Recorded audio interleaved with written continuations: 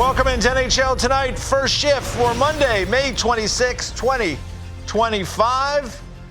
EJ Raddick here with Devin Dubnyk, and a happy Memorial Day to everybody watching in the United States. Also, hello to everybody watching in Canada as well. Memorial Day here in the States as we honor those who made the ultimate sacrifice for our freedom here in the U.S. So I hope wherever you may be today in the U.S., you're enjoying Memorial Day. And Dubes, Team USA, let's get the first things first because, I know we're in the middle of the playoffs, but we had something special yesterday. Team USA was able to win the World Hockey Championships for the first time since 1933. And Jeremy Swayman making the saves, Tage Thompson and OT with the winner. And Team USA gets it done. They hear the anthem. They get the trophy. Also helped part of the celebration, brought out the Johnny Gaudreau jersey as well. And just really, really a special day for Team USA. You can see the double IHF World Championship gold medalists last 6 tournaments. And Canada with 2 of those, Finland with 2.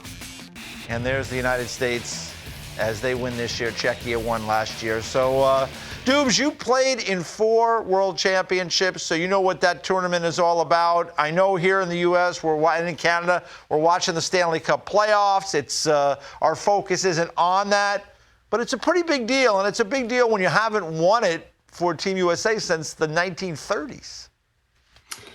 It is a big deal, and it's a really big deal in Europe too. This tournament over there is looked at as a huge tournament. Those teams take it extremely seriously. Russia, when they were there, that was as big as anything. Like I said, all those European teams, it is a huge tournament for them. So it's really well put on. The hockey's great. Every time I was there, just an incredible experience. Getting to see all these different towns and cities, and you get to travel after. So. Some of my best memories were at this tournament. And that's the other thing too, is like you look at these rosters, the talent that goes over there is through the roof. And so it's fun if people get a chance to tune in. I know the times of day are always a little bit different, but the rosters are really, really good. So it's a fun time if you get a chance to watch some of the best players that outcomes, and the scores are a little weird. Of course, everybody looks at U.S. versus Switzerland. You're not going to think that it's going to be 1-0 in overtime, or you don't think Canada's going to lose to Denmark in the quarterfinals, Yeah. But that's the beauty of, you're playing on big ice over there, and it's a European tournament, and anything can happen. But great for the U.S. Listen, I remember when I was there, the U.S. was sending mainly college kids. There was one season there that they almost got relegated. They almost lost to Italy. Wow. In a game that would have had them relegated, which is unheard of. But how far USA Hockey has come is pretty incredible. Look at the junior program. They're dominant right now. The players look incredible. And then just seeing the turnout of players, obviously being an Olympic year coming up, that has a lot to do with it. These guys want to go. It's a little audition for them. They obviously want to play on the Olympic team. So you're always going to get better turnout in these Olympic years. But you can just see the talent level of the players and the NHL players that are saying yes to going over with Team USA, with USA Hockey. That then makes USA Hockey want to spend a little bit more money, get the guys over there, treat them well when they're over there, treat them with first-class stuff. They're obviously all pro NHL players, so they want to get them in good hotels. And all this kind of builds up to now the ultimate goal of going over there is winning for the first time ever. So, that's the World Juniors in a World Championships in 1 year with the Olympics coming up. Obviously, the team looked great in the 4 nations as well. So, great job by USA Hockey and great job by the guys going over there. Pretty touching tribute to Johnny Gaudreau as well at the end. Yeah, they've had a goal there, I think, over the last 25 years or so with USA Hockey, with going back to the development of the program there, the National Team Development Program, of making it special to wear that jersey. It always has been, but everybody wants to play in the Olympics. People want to play on that World Junior team, but to make it important to go and represent your country at the World Championships, I think is another goal. And they did that this year. They had one of the youngest rosters. I think it was the youngest roster of players over there. But to your point, they had really a lot of high-end talent. Jeremy Swayman's a terrific goalie. He was really good in the tournament. Had a number of terrific players, including Tage Thompson, who ends up with the game winner. Now, there were a lot of people were talking maybe he was snubbed from Four Nations. He should have been there. Maybe he was making a little bit of a statement in this tournament. As you can see here, the 10 games, he had 6 goals, 9 points. He was a +7. And, of course, he had the golden goal coming down the right side into that right circle, and he just ripped it by the Swiss goaltender. So Tage Thompson do be making a little bit of a statement. Well, these are important times. If he wants to be on that Olympic team, these are these international tournaments. And again, the way that the game is played, it is different. It's different. Yeah. It's just the way it is, the feel and everything. And some guys, it fits some guys, and it doesn't fit other guys. So for whatever reason, he's snubbed from Four Nations. This is such a great opportunity, not only for him to get invited to go over there, but also to go over there, play as well as he did. These are the kind of opportunities that present themselves. Same thing for Swayman. This is such a great thing. Obviously, it was a difficult year for him, disappointing throughout the year, a lot of expectations, new contract. Didn't go the way he planned on it going, and this gives him an opportunity. He goes over there. He has a great tournament. They win a gold medal. Now he has positive energy going into the summer. Instead of it being a long summer, a lot of things to think about. This is such a great thing for him to build off of, get confidence, understand whatever it was that he was doing over there. I mean, he's an amazing goalie, so it's not like he's got to figure that part out again, but just such a great chance for him to go look at the numbers. 7-0, 169, 921, to be able to go over there and post that and feel good about his game entering the summer is just a great opportunity for him to have some positive energy, and good on him for doing it. Dev, how hard is it for a goalie to go over there with the bigger ice surface? The angles are different. The way you defend maybe is different. How hard is it to make the transition? Because it seemed like he did it very, very well. It is tough. It's something that you really need to buckle down and focus on when you get over there, because it's the angles, especially the face-off, dots, and out is where you can really lose yourself. As the puck's coming down the wall, when you first get over there, you'll tend to get ahead of it and you'll leave the far side of the net. I remember practices over there where guys would shoot and I think it's going wide of the net and into the corner, and it's going like a foot inside the post. And so you have to play deeper, because the shots from outside the dots, especially in the zone, they're further away, so they're not a threat, and you can lose your net. It's so far to go from one side of the ice to the other. So you do have to pull back in your net. A lot of the in-zone play as well. You don't need to be out at the top of your crease when it's outside the dots, because it's just not a threat. So that adjustment can be made. And then, who knows? Maybe the adjustments he made there he can bring into next season, because if he's an incredibly fast, athletic goaltender, maybe he did pull back a little bit. Maybe he got a little bit more reserved, and possibly that's something that he can bring into his game here and allow that explosive athletic ability to be an asset, instead of maybe running around a little bit and trying to keep up. I don't know. I didn't obviously watch all 7 games of his, but there's stuff there. I had a couple tournaments. I was only playing 3 or 4 games over there, but again, you just get that good feeling going into the summer, the good mojo rolling through your summer training and into next year. Yeah, so congratulations to Jeremy Swayman, to that Team USA, the whole roster. Ryan Warsofsky, the head coach there, the head coach of the San Jose Sharks, friend of the show, came on early in the season with us. So congratulations to everybody involved. Team USA winning the gold medal at the World Hockey Championships, first time since 1933. So a pretty special moment for USA Hockey. Coming back over across the pond, back here to North America, we've got the Eastern Conference Final, Game 4 on the docket tonight, and it has not been good for the Carolina Hurricanes, who seemingly can't win conference final games. I mean, they have lost 15 conference final games in a row. The last time they won a conference final game was when they won the Cup in 2006, and the guy who scored the game-winning goal in that Game 7 against the Buffalo Sabres is now their head coach, Rod Brind'Amour. So it was a long time ago. They've got to get at least a better effort tonight, Doobie. What do you make of things when you watch this? We know the Panthers are really good. We know this is the defending Stanley Cup champions and have a terrific team. But the Carolina Hurricanes have been steamrolled in these first 3 games. Well, that's really it, right? You can look at the games and say, all right, Florida's a great team. They've got championship pedigree. They know how it's done. That's great, but these games aren't close. So if it was 3-0 and Florida won 3 one-goal games and they were close and maybe they just executed or got a bounce here and there, that's one thing. But these games aren't even close, and it's not. It's just such a head scratcher. You look at it's like it's almost like the Connor Hellebuck thing before, where it was like, okay, first maybe they're just piecing something together and that with the playoff performance, and it could just be coincidence. And then all of a sudden it's like, well, this has kind of gone on long enough that there's got to be something to it.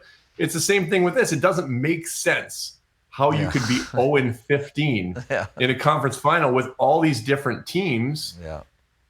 But again, it's looking at the games. There's a major issue here with, like, they need some sort of X factor. Everybody knows Carolina, they're the analytics darlings. They play the game a certain way, and that certainly is good and it's successful, but it can't be the only thing you do. Like Paul Bissonnette the other night talking about the pushback and just not seeing it. Like, there are factors in a playoff series that contribute to emotion and how the game goes that aren't just recorded statistically, and that's you get that from Sam Bennett and Matthew Tkachuk. And listen, their entire team piles on top of those guys in the way they play.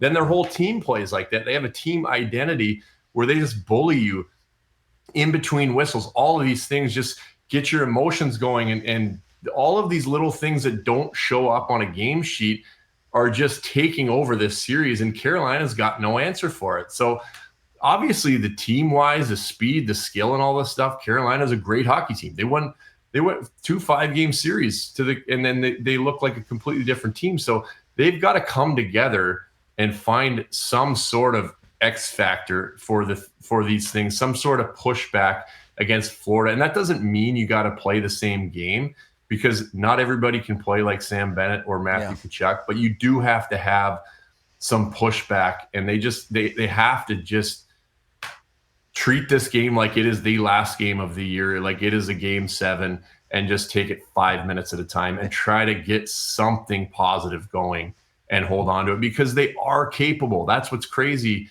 In the 0-15, all these teams have been good enough to compete, and it just disappears. Yeah, I would ask you this, dude, because you've been in playoff series. You've been in the rooms in different situations. Right now, to me, the Florida Panthers, they've won before, so that helps, right? They won the Stanley Cup last year. They were in the finals 2 years ago. A lot of the same pieces. They've added some other pieces. I think they might even be more difficult to play right now. But they seem like they're oozing confidence right now, and they're pushing around the Carolina Hurricanes. Again, you've been in those rooms in those series when things have either gone your way or gone against you. You talk about the pushback. What do you think is going on from both sides of it? Because Florida just looks like, to me, they're not concerned at all. They just feel like this is not an issue. We're just going to win. If the game is tied going to the third period, we don't care. We're going to win. Yeah, I mean, on Florida's side of it, they're in cruise control. They're having fun. Everybody's chipping in. They're bullying the Hurricanes around. That's fun hockey, and you can see everyone's having a good time. They've got confidence through the roof. They're on the brink of going to their 3rd Stanley Cup final in a row. Why wouldn't you feel good? Why wouldn't you be confident? And however these games go, they've just taken over. They've gotten better and better and better these last few weeks. So that's the fun side of it. When you're on Carolina, you got to find something. And again, not only is it the on ice stuff that the play that becomes frustrating, but now you get frustrated, and then you got Matthew Tkachuk in your face doing what he does just all the time, and those things become harder and harder to shake off. Sam Bennett playing sandpaper hockey, and all these things now become really, really annoying as it goes on. Whereas before, it's coming, they're going to do it. All right, whatever, do your thing, forget about it. Well, it starts to become hard to forget about, and then it really starts to make you boil. So especially when they have nothing positive to build off of. So if you're Carolina, you have to expect it, but you got to start. You got to find something positive to grab onto and just go with it. But if you start to think about the series as a whole, then Carolina's lost already. They really just have to look at this minute or two at a time and play as close to a perfect game as you can play tonight, and try to get one win. Yeah. And Florida's got, those are significant injuries that they have. These aren't small pieces that they're missing. So nobody seems to care because it doesn't seem to matter with the way this series has gone. But if you get one, you get that second one, then we can talk about it later. But they need to start with some reason, some small reason to make us think that they can even have a sniff at winning a hockey game in this series, because we haven't seen it yet. But they definitely have a group in there that's capable of doing it. Well, you have, as you saw there from the tweet, Sam Reinhart is going to miss his second game now with injury. He got dinged up off that hit from Sebastian Aho in Game 2. And also A.J. Greer out of the lineup in this one. Nico Mikkola out of the lineup in this one as well. Both those guys got nicked up in game number 3. It makes perfect sense to me. I mean, the Panthers are up in the series 3-0. It doesn't look close right now. They're planning, I'm sure, on getting to the Stanley Cup Finals. So I don't think you want to risk further injury to these guys. If it was a Game 7, maybe they would be able to play. None of them are playing tonight. This is a deep group. They'll fit some guys in. On the other side of it for Carolina, I mean, they've missed Jaden Chatfield throughout this series. He's going to miss again Game 4 tonight. He's an important player. And then also Sean Walker is out with injury. I mean, they're playing 2 young kids on the back end there in Carolina right now. So, that's a challenging thing to have Morrow and Nichushkin in there playing right now against a team that has won the championship already last year and has just got a ferocious forecheck. Well, that's exactly it, right? You need the composure and the execution coming out of your end, because that's what Florida does, is they start to overwhelm. They're hammering you into the glass. They've got a relentless forecheck, and so they can start to overwhelm. I mean, look, Orlov looked pretty overwhelmed to me, but you need these guys. You're going to need these young guys and the veteran guys. They have to be composed, and they have to execute breaking the puck out of their end, and it has to be quick. It has to be tape to tape. And that's how you're able to get through it. It's about the only way to get through it when they come as hard as Florida does. So they have to be ready to go, get their feet moving, tape-to-tape passes quick, getting out of their end. Again, I keep coming back to this. Carolina is capable of doing this. They have the players. This is not a team that is unable to do this, and Florida is just going to have their way like they have. They have the players that can do this, but they need to execute tonight. They have to get out of their zone clean. And then that aggressive forecheck, if Florida wants to continue to do it, chances will come the other way off of these quick exits. If they don't, then, if they continue and Florida then has to pull back, well, then maybe you have some more in-zone time, maybe easier time through the neutral zone. And if they don't want to pull back, you're going to get your chances off the rush. But that's really where it has to start, is the clean exits quickly and sharp out of their own end. Yeah, good quick exit. Smart plays in the neutral zone. The turning point in game number 3, Taylor Hall tried to make a cute play in the neutral zone, got knocked down by Ekblad, goes the other way, Boquist scores. So, they're a hard animal to deal with, the Florida Panthers, but to your point, the Canes kind of shift-to-shift hockey tonight, try to play smart, take what's in front of you and see if you can make a game of it tonight. Now, the Hurricanes are making another goaltending change. Freddie Anderson comes back in. What do you make of the change? I thought Kochetkov for 2 periods was very good, and then just the game got away from everybody there in Carolina. What do you make of Freddie coming back into Game 4? Well, I like it. I mean, he's been so good when he's in the net up until this playoff series. So I think at this point, he's your guy, and he's going to give you a chance. I thought Kochetkov was great for 2 periods, like you mentioned.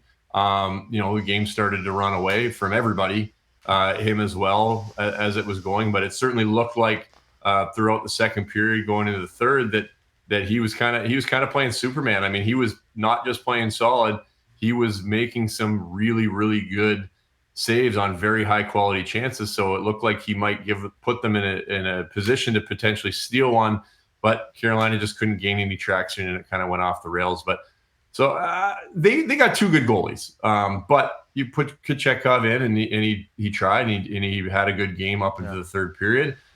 Not a reason to stick with him, though. Obviously, with 6 against, and you got a guy who's got you mostly to where you are. And when Freddie's on, he's very, very difficult to beat. He's a calming presence back there. He's conservative in his net, and they just, again, it's just one game. You're picking a guy for one game right now, and I think Freddie's the right choice. Yeah, so it'll be Freddie Andersen for Carolina, Sergei Bobrovsky back in for the Florida Panthers tonight. Panthers going for the sweep and looking to punch their ticket to a third straight Cup final, only the second team in the Cap era to go to 3 straight finals if they can do it. Of course, the Tampa Bay Lightning did it a couple of years back. When we come back, maybe we're going to get a rematch of last year's final. The Edmonton Oilers with an impressive win in Game 3. They lead the series against the Dallas Stars. We'll talk about the West Final next on First Shift.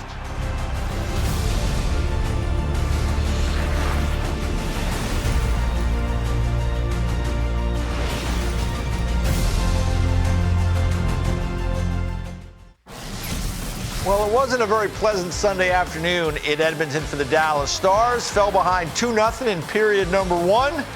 Made a push in the second period. Got the game to 2-1, but then McDavid scored late, 3-1, and then 3 goals in the third, and the Oilers blew it open and win it 6-1. They take a 2-1 lead in the Western Conference Final with Game 4 in Edmonton tomorrow night. And, you know, at even strength, the Edmonton Oilers, there are the numbers, 9-4. So, I mean, they're getting it done at even strength. Now, you look at the scoring chances, and the Stars are getting scoring chances, getting high danger chances. I would argue the people that are getting those chances are, they have different ability to finish those chances. And Connor McDavid and Leon Draisaitl and Zach Hyman, those guys getting high danger chances, they're finishing them. And for the Dallas Stars, that has not been the case, Doobie. As you watch this series, what are you taking away from things after 3 games? Well, it could be 3-0 if it wasn't for watching the games. I mean, really, other than that third period of Game 1, and even that third period of Game 1 was almost purely the penalty kill, failing them miserably, both staying out of the box and being able to kill a penalty. The Oilers have just continued to look better and better. And the reason why this team is so dangerous and feels so dangerous is they win in just about every way you could imagine. Different guys contribute every single night, whether it's some games are 6-1, they'll beat you 1-0. They'll beat you 5-4. I mean, they've won in every single way possible. And the difference with this team from the years past is this team is deep and they're getting contributions up and down the lineup. It's not the same story of if Connor and Leon aren't having their way or aren't scoring or getting chances that the Oilers are done for. It's actually been quite the opposite this playoff series. They took care of a Vegas team in 5 games that really did as good a job as I've ever seen with limiting time and space for Connor and Leon, and they did it by committee with their depth, and they've just continued to get better. And so watching Dallas is not capable of shutting them down the same way. I don't know if anybody is. And so I was excited for Game 1 of this series just to see Connor and Leon just let out of the stable, and it sure didn't disappoint for the first 2 periods of that and the next 2 games following. So, and then on top of that, now you've got a guy who in Stuart Skinner who got chased out of the net, who everybody, wanted his head. Yeah. And now he's just, all he does is get shutouts. And fortunately for Oilers fans, he's shown that he can let in a goal and still win a game, because that had yet to happen in these playoffs. It was shutout or bust for Skinner, and he goes out, probably plays his best game of the playoffs in this last game, to be honest. He was really sharp.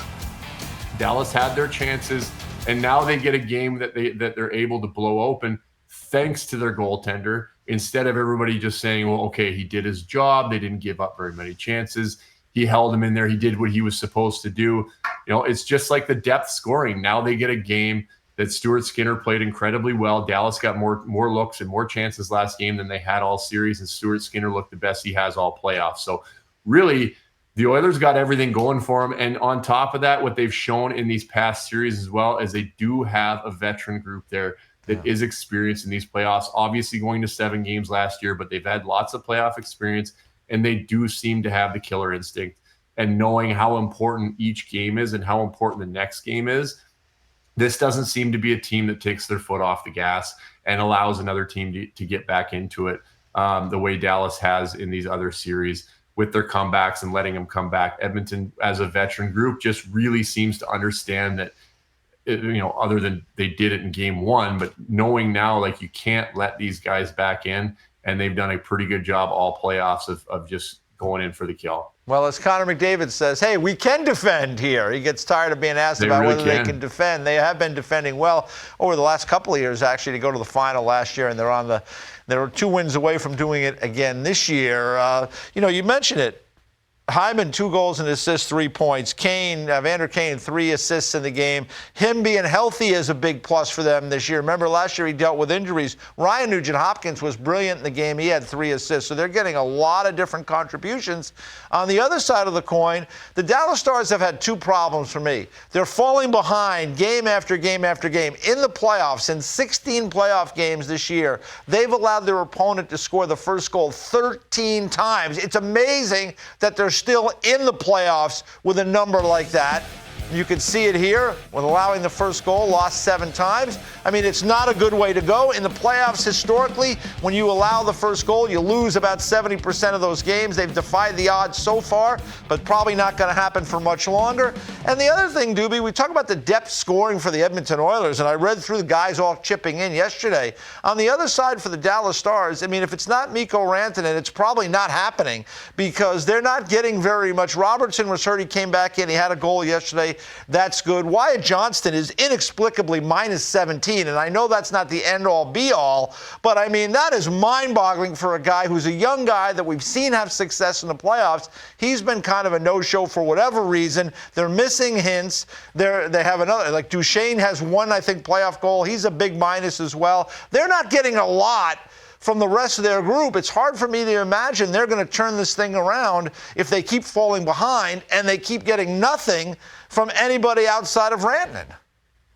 Well, that's really it. Is falling behind continuously is unsustainable anyway. Yeah, falling behind and counting on 1, 2, or 3 guys, including your goaltender, to do it for you is definitely not sustainable, and it's starting to show. So this is definitely uncharacteristic for Dallas. I mean, you look at that group.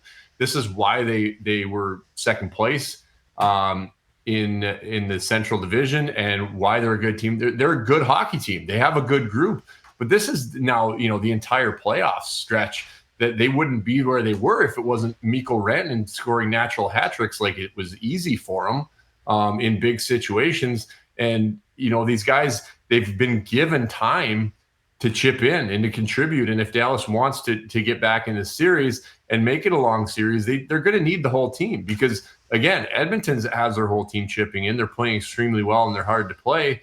And so, and now Skinner's playing better. So you're going to need guys at different times to chip in. And for Dallas, it's been heroic by certain guys to get to where they are now. Ottinger's played amazing. We talked about Rantanen. But to keep going, they need these guys to chip in. And, Robertson hasn't looked like the same player. We all know how great of a player he is. And he just hasn't looked like himself since he's come back. So who knows? You're never going to know if he came back early or if it's still bugging him, whatever it is. Obviously, he's going to get to be back to being the great player that he is. Doesn't seem to have that step right now that we're used to seeing out of him. But somebody needs to step up. Actually, not somebody. A lot of guys need to step up and have a big game. Yeah, they need a big game. They need a statement game. And you know what? They actually played good last game. They really did. They generated a lot of chances, and that's got to be a deflating hit to them that those 2 games, other than the third period of game 1, they got largely outplayed. And then last game, they got guys pushing, they're generating chances. Now you got Stuart Skinner sharp standing on his head. Maybe their goalie who stood on his head for them has a little off night. The timing just kind of stinks for him. Yeah. That one can sting a little bit more. I want to ask you about pushback because we talk about it in Carolina-Florida series, right? Like Florida is kind of pushing Carolina around, and, the coach was even talking about it. Like some of the broadcasters, Paul Bissonnette was talking about a pushback, right? Like physical pushback in these games.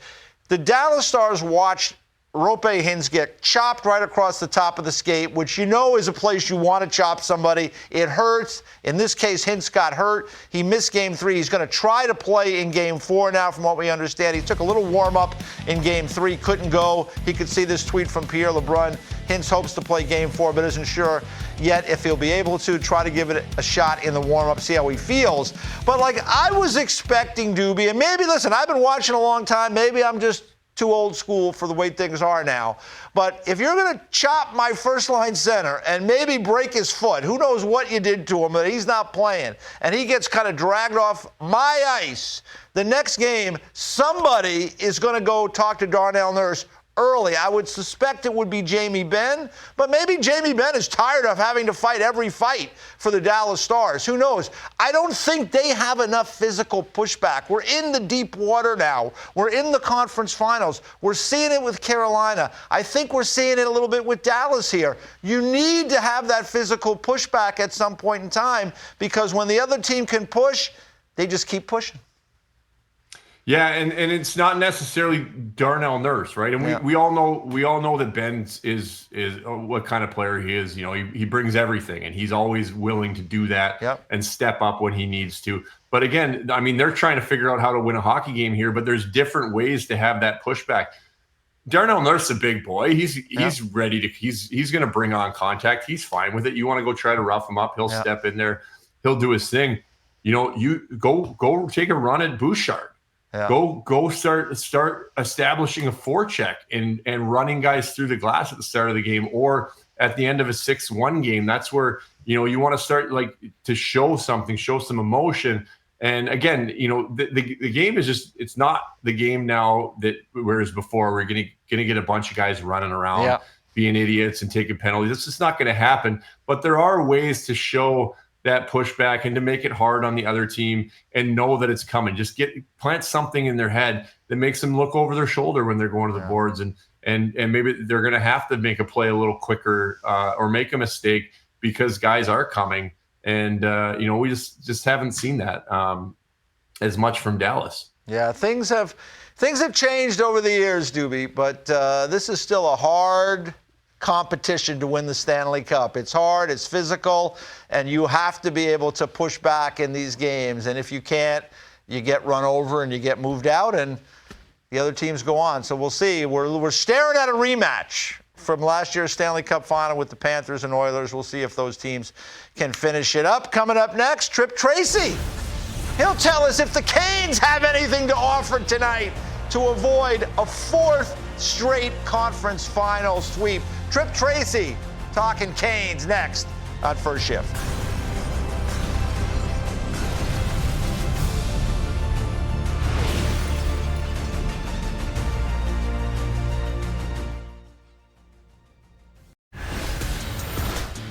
Here's a tweet from our buddy Trip Tracy.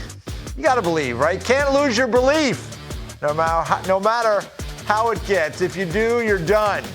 Can the Canes play their hardest and smartest game of the series tomorrow night, which would be tonight, for each other and the huge Caniacs who deserve another game in Raleigh? Led by your core, that's got to be the mantra tonight.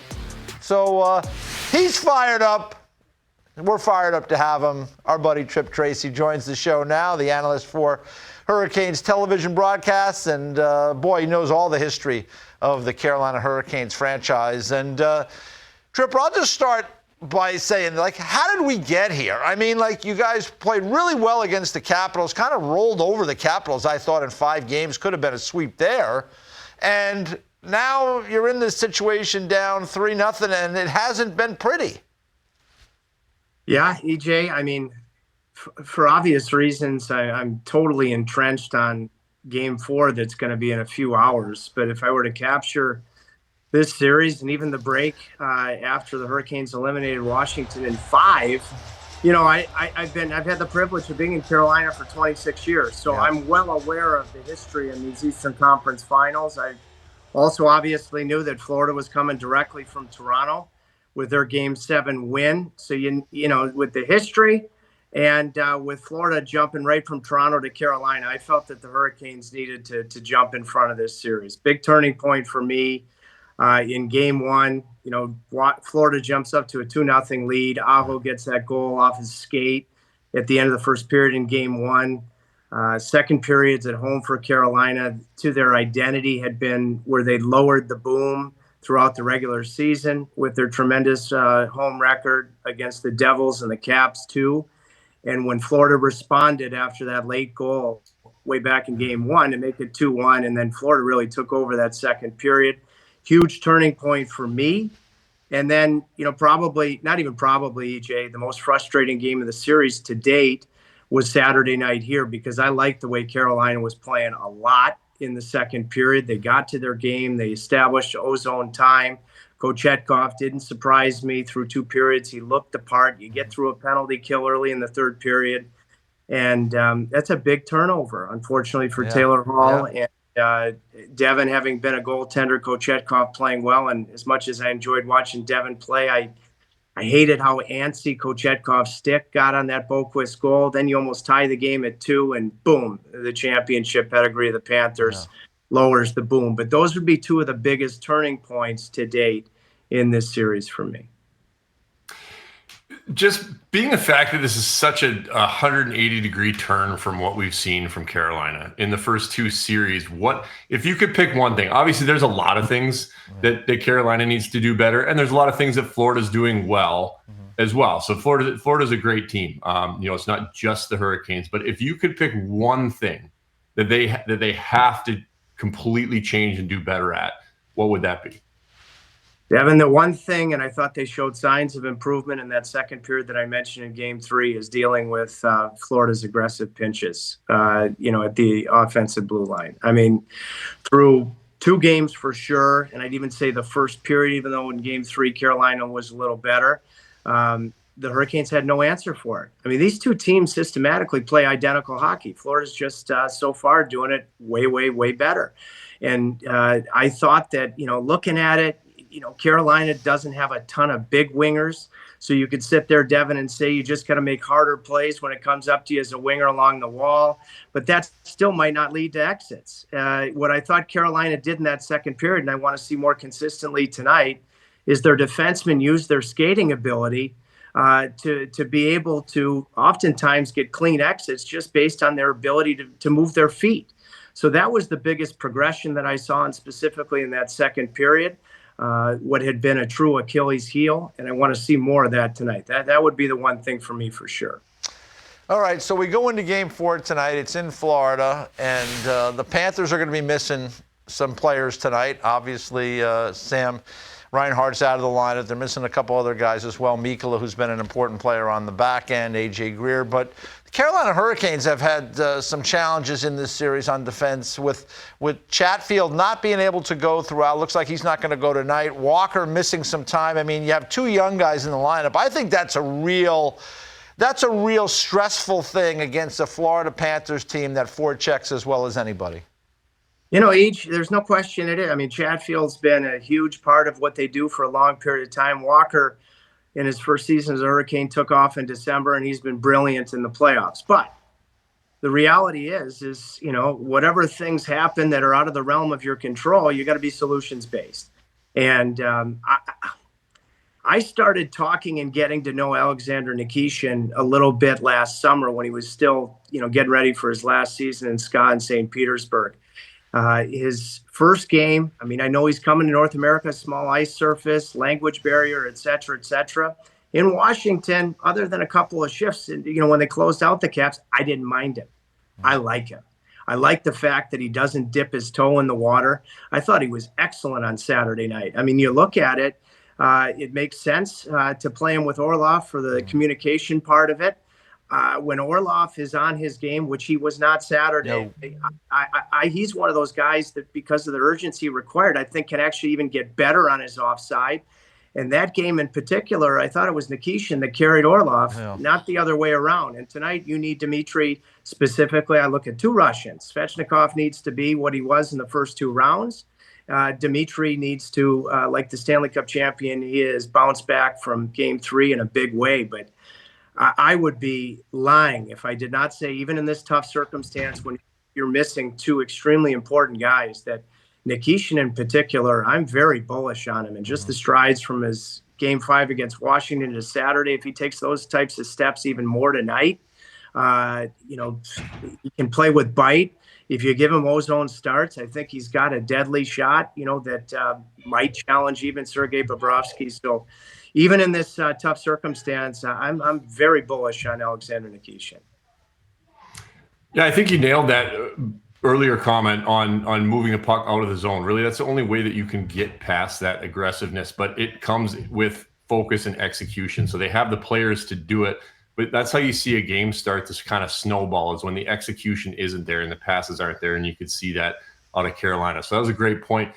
My question for you, I guess, is what you've been around this team so long and seen these guys, you've been around them all year. What is the feeling around the room truly? Because everybody's going to, say one game, we got a chance and all this. How does the energy feel with the guys? Because this is not just down 0-3. This is getting thumped for 3 games in a row. So what is the feeling around the room and just around the organization, I guess, in general? Devin, I'm so happy. That's a great question. I'll tell you why. When I've been afforded in all my years in Carolina, I don't know if there's a color analyst in the league that is given the access that you're truly in the trenches with the guys, and the guys they know I've got a job to do. They simultaneously know I'm going to objectively have their best interests at heart. But when you're in the trenches like I am, yesterday was a hard day. It was tense. My sense was that Rod delivered a very, very strong message. And that's why I put out the tweet, at least a central reason that I did. I have a relationship with all these guys, aside from them knowing I have a professional obligation. And, ultimately, for a team that challenges for the Stanley Cup, it's going to get hard at some point. And the question is, because you're going to go one of two ways at that fork in the road. Are you going to say this is too hard, or are you going to dig in? And I have the ability to remember like it was yesterday, 2006, when Carolina got down 2-0 in the first round against Montreal. They went to a rookie goaltender and a future Conn Smythe winner in Cam Ward. They weren't generating anything in that third period in Game 3, didn't have a win in the play, and Rod Brind'Amour just willed a puck into the net. Eric Staal scored in overtime, and I firmly believe of the 16 wins they had, that was their biggest. That group, I knew they had a ton of veterans. I knew how hardened they were going to be. I knew that they were going to dig in. This group, I think, starting, that's why I said it, starting with their core. I love all the guys, but they need to play their hardest game of the series and their smarts. I mentioned that turnover early in the third period. When you're generating something, you've got to play a smart game. Your smartest, you need it. And you need your core to deliver and lead from that standpoint. And if you do, and whether you score the first goal in the series, in the game for the first time in the series or not, you give yourselves a chance. So I think it's going to be very revealing about the group tonight. I'm optimistic, but it's show me time. Yeah, no question about that. And the Florida Panthers, defending champions, looking every bit the defending champions in this series. Tripp, thanks so much for the time. We really appreciate it. Enjoy Game 4 tonight. We'll see how it plays out. Thank you, boys. Thanks for having me. All right, Tripp Tracy, color analyst for the Carolina Hurricanes television broadcast. We come up next, we're going to talk about playoff seeding. Is it time for change in the NHL? I'll discuss that with Doobie next on First Shift.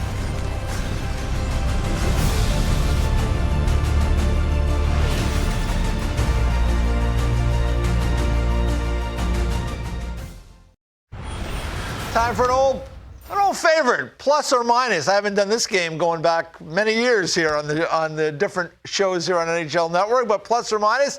Doobie, there's been a lot of discussion about the playoff format because we've seen recently there's been a bunch of sweeps in the conference final. And so people have said, maybe we have to shake this up. Maybe we go just a straight 1 through 8 in each conference. Maybe we even go to a bigger picture, 1 through 16, and kind of match things up that way. I'll start 1v8, and I think we have a look at what it would look like. Now, this would be the East. You'd still, like the Canes and Panthers would have met in the first round, Doobie, in the East. Would you rather see something like this now as opposed to what we're seeing? Well, we're seeing a lot of the same matchups over and over in division to start the playoffs. Yeah, I'd like a change. I've said this for a long time. I would have liked to change just purely because just to get different looks. I mean, the West there obviously doesn't look much different, but it's not just the first round, it's in your second round matchup, because the only time you get anything potentially different is when you get that if the second wild card goes to someone in the same division, and they basically switch over. That's kind of the only time you're really going to get. But then that second round ends up being it's always this continuous thing. Edmonton's played LA 4 years in a row. 4 years in a row. The Toronto, Florida, Toronto, Tampa deal. Like, it's been a long time now. I felt this way when I played. I think everybody did. It just for a change. Not only, you talk about the competitive wise, you want everything to be going up and up. As we get closer to the Stanley Cup final, and the first round is always going to be impossible to match the excitement level, the amount of games. It's the best round. It's the best time of the year in any sport, if you ask me. So that's going to be tough to match, but you definitely don't want to start seeing wider gaps in the play and the competition when you're getting to the conference final. But I think purely, if you want just one argument, just different looks. Different teams playing each other different. We got the first round, Doobie, like in the 1 through 8 scenario, the conference final teams would have played each other in the first round. So that would have been different right there. The regular season, the point totals maybe mean a little bit more in that situation. How about the 1 versus 16? Because we're running short on time. That's something I love that we haven't seen going back to like 1980 and 81. I know that there's travel can be an issue. I mean, if you have a situation, right, where you have LA and Florida, that's a tough trip. Some of these are tricky. But for me, the travel is way better now than it was in the early 80s. And let's face it, the regular season, the point totals mean a little bit more. Yeah, listen, when it comes to travel, as players, we're treated extremely well. So, the tricky ones obviously are going to be the coast to coast. You get somehow you get a Vancouver versus Florida if they were in the playoffs. That's where things start to get weird, because you're talking about 6-hour flights and 3 time zones, for game to game. Things are getting weird, Doobie. I love the idea. I think the 1 to 16 might be a little tough to pull off, but it would be so fun. Yeah. They should do a wild card year and just say that just this year we're going to go 1 through 16.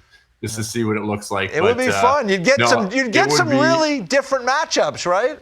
Yes, it would be really fun, and obviously those rivalries would spill over. But I really think it's crazy not to go to the 1-8 thing. Yeah. You just eliminate that repetitive same, not just the first round, same teams in the second round. If you win the first round, you're getting this person in the second round. So I don't know. I'd like to see it. We'll see. No change this year. Eastern final game 4 tonight. We'll see you tomorrow.